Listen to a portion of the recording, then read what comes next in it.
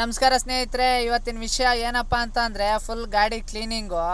ನನ್ನ ಜೊತೆ ನನ್ನ ತಂಗಿನೂ ಸಪೋರ್ಟ್ ಮಾಡ್ತಾವಳೆ ನನಗೆ. ಬಾಣ ಇವತ್ತು ಗಾಡಿ ಕ್ಲೀನ್ ಮಾಡೋಣ ಮನೆ ಹತ್ರ ಇದೆಯಲ್ಲ ಅಂತ.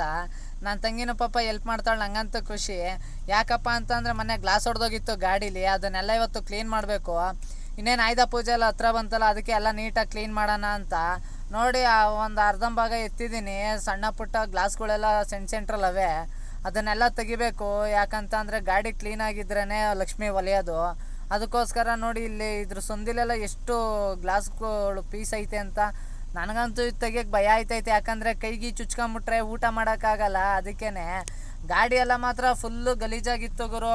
ನಾನಂತೂ ತಲೆ ಕೆಟ್ಟೋಗಿತ್ತು ನನಗೆ, ಏನಪ್ಪ ಇಷ್ಟು ಗಲೀಜೈತೆ, ಹೆಂಗಪ್ಪ ಕ್ಲೀನ್ ಮಾಡೋದು ಅಂತ.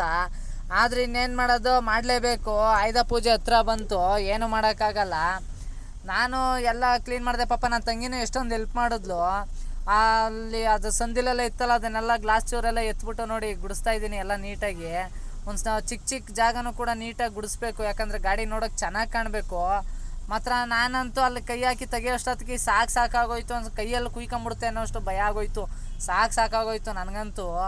ಆದ್ರೂ ನನ್ನ ತಂಗಿ ನನಗೆ ಧೈರ್ಯ ತುಂಬಿದ್ಲು. ನನಗಂತೂ ನನ್ನ ತಂಗಿ ಜೊತೆ ಇದ್ದಿದ್ದಕ್ಕೆ ನನಗೆ ಇವತ್ತು ಖುಷಿ ಆಯಿತು. ಅಣ್ಣ ಬಾ, ನೀನು ಒಬ್ಬನೇ ಕ್ಲೀನ್ ಮಾಡಬೇಡ, ನಾನು ಮಾಡ್ತೀನಿ ಅಂತ. ಅವ್ವ ಬೇಡ ಕಣವ ತಂಗಿಯಮ್ಮ, ನಿನ್ನ ಕೈಗೆ ಚುಚ್ಕೊಂಬಿಟ್ರೆ ನಿನ್ನ ಕೈಲಿ ತಡೆಯೋಕ್ಕಾಗಲ್ಲ, ಬೇಡ ಮಗನೇ ಅಂತ. ಕೊನೆಗೂ ನನ್ನ ಗಾಡಿ ಎಲ್ಲ ಕ್ಲೀನ್ ಆಗೋಯ್ತು ಗುರು. ಈ ವಿಡಿಯೋ ಇಷ್ಟ ಆಗಿದ್ರೆ ಲೈಕ್ ಮಾಡಿ, ಶೇರ್ ಮಾಡಿ. ನಂದು ಯೂಟ್ಯೂಬ್ ಚಾನಲ್ ಇದೆ, ಸಬ್ಸ್ಕ್ರೈಬ್ ಮಾಡಿ. ಇದನ್ನೆಲ್ಲ ಕ್ಲೀನ್ ಮಾಡ್ಕೊಂಡು ನಾಳೆ ಲೋಡ್ ಐತೆ ಎಲ್ಲಿಗೆ ಅಂತ ಹೇಳ್ತೀನಿ. ಇದೇ ಥರ ಸಪೋರ್ಟ್ ಮಾಡ್ತಾಯಿರಿ. ಓಕೆ ಗಾಯ್ಸ್, ಬಾಯ್.